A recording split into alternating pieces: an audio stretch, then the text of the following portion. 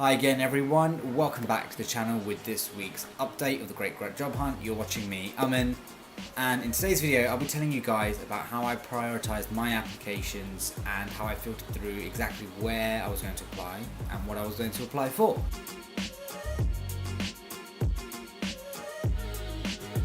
Now, with it being a numbers game, obviously the more places I applied to, the greater chance of success I'd have, statistically speaking anyway. But I wanted to ensure that I went for quality of applications over quantity. Now, with there being nearly an endless amount of jobs available online, where did I begin? So I logged on to a few job advertising websites such as Milkground, Guardian Jobs, Read.co.uk, just to name a few. And I started by first filtering the roles or the areas in which I wanted to work. Then I began by looking at which jobs had the closest deadline. So this gave me some form of structure when I started applying, obviously applying for those which had the nearest deadline or the jobs that closed the soonest. And I know I mentioned having a good quality of application, but even on the occasion when I was applying for a job and I only had one day to send off the application or one day to prepare for it, I'd still go for it anyway, just for the good practice.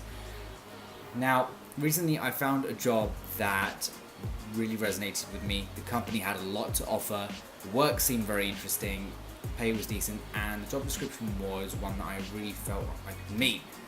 But the only problem was that job was located in Manchester.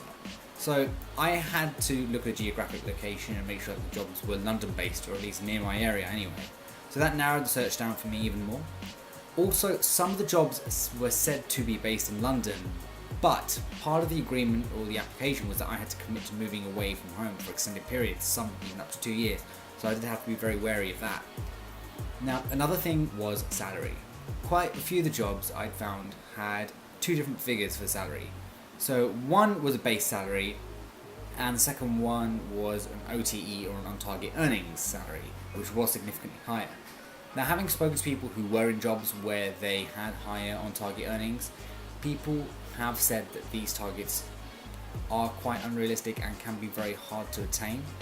However, on the other hand, one of the companies that I was looking at did mention that over 80% of recent or new graduates did meet the targets, which was encouraging anyway.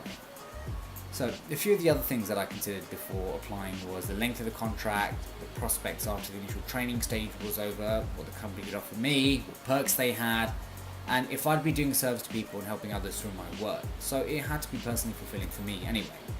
So in conclusion, filtering through the job location, looking at the deadlines, future prospects, the style of pay, etc. Those are a few of the things that I did to narrow down the companies which I applied for. And that all made it a bit clearer for me and gave me some focus with my applications.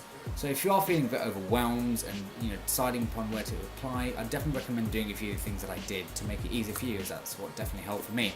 But anyway, thanks for tuning in today's update. Be sure to please like this channel, share our video with your friends, follow us online on social media and all that great stuff. And I'll see you guys all in the next one.